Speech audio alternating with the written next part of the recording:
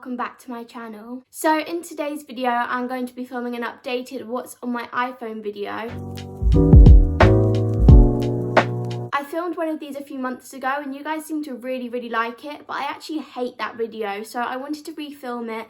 And when I first filmed that video, I'd only just got my new phone, so I think now I've kind of got it how I want it to be like. And since then, I've changed around my phone a lot, so I thought I'd do an updated video for you guys. But before we get started with today's video, if you haven't already, make sure to subscribe to my channel down below and give this video a thumbs up if you enjoyed it. But yeah, now I've said all that, let's get on with the rest of the video. So when you first open my phone, you see my lock screen. And my lock screen is actually a custom drawn illustration of me and my mum. And I got it as a present for my mum for Mother's Day, which is actually when I'm filming this video, so she's just opened it. So I got this custom drawn illustration of us from a Instagram account called Ink Illustrations. So I got mine printed out here and I'm going to put it on one of the pictures on my wall as well. Yeah, that is my lock screen. So then when you first go onto my phone, you see all the kind of apps that come with the phone, which I've just left all on the same page. And then I have a plain pink background for my home screen, which kind of just matches the whole aesthetic I'm trying to go for. So yeah, I've just left all the normal apps on the first page, and then when you swipe to the next page is when I have all the apps that I use all the time. So I'm going to start with talking about the widgets. So I have 3 widgets on my phone. 2 of them are not of me, and then the bottom one is obviously of me. The first widget I have is a calendar, which actually you would have seen on the last What's on My iPhone video. I still kept that one because I really like having the calendar there. And again, it's pink because that's kind of the whole theme I'm going for, and with just white writing. The next widget I have, again, was in the last video. It's basically a beach sunset and it's all pinky and it looks so pretty. And yeah, I just love this widget. It looks so pretty. And then the final one is one of the longer widgets down at the bottom.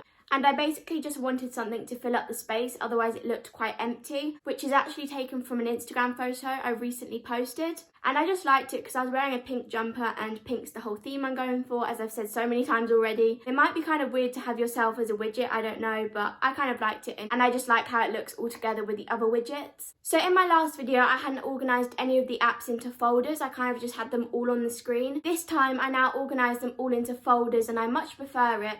So I'm going to quickly read the folders I have. So I've got one that says social media, one called Insta Editing, one just called editing, one called YouTube, one called shopping, and one called music. So I'm going to start with the social media one.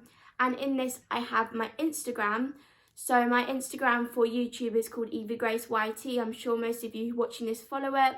And then next to that, I have WhatsApp, which I just use to communicate with my parents and my family members. I don't have any friends on it because I more just use Instagram or Snapchat. So I use WhatsApp mainly for communicating with family. Then next to that, I have Snapchat, which is my private account. I use it to talk to my friends in real life. I don't use it for my Instagram or YouTube or anything. And I just do things like streaks and stories and stuff, basically. And then I obviously have YouTube, which I use all the time.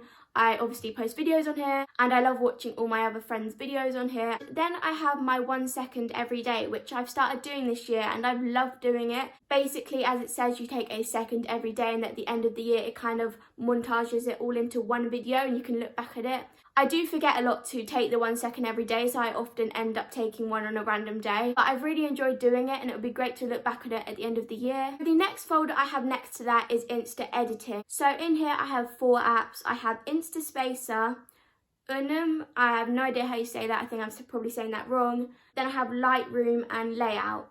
So the first one, Insta Spacer, I use to write my captions if it's quite long. If it's just a few emojis, I won't use it. But if I'm writing a few paragraphs, I like to use it to space out my paragraph. And it just makes it look a bit better because sometimes Instagram can merge it all together. And then you can just copy and paste it to Instagram and it works really well actually. Then the next app, I'm not even going to try and pronounce again, but this is basically to plan out my Instagram feed so I can see what it's going to look like before I post it on Instagram. Then I have Lightroom and I have 3 presets on here which I use for Instagram, and then there's one I use on here for all my thumbnails. Definitely I think presets are good for thumbnails because it just makes it look more cohesive together.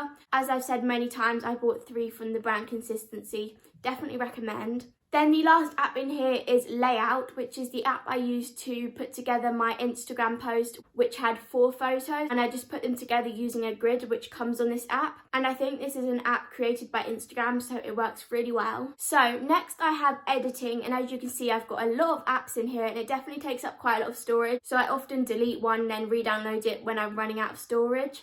So first in here I have Pixar, which I use for stickers and drawing and like collages. Then I have Molded, which is what I use for my thumbnails sometimes. When I have a vlog style video, I can create like 4 photos and merge them together. Then I have iMovie, which is what I use to edit all my YouTube videos. And then I have Fonto, which is what I use to create all my YouTube thumbnails, and I've used it from the very start of having my channel and I really like it. Then I have Font, which is what I used in my small YouTuber Q&A to add all like the pop-up text on screen, and I only recently learned how to use it, and I'm pretty sure it was made by the same company as Fonto because when I clicked on it I thought it looked really familiar and it had the same layout and everything, so I'm pretty sure it was made by the same company, so it's quite easy to use. And then I have Video Star, which I don't always have on here because it takes up quite a lot of storage, but I use this to add like the wavy text you sometimes see in my videos.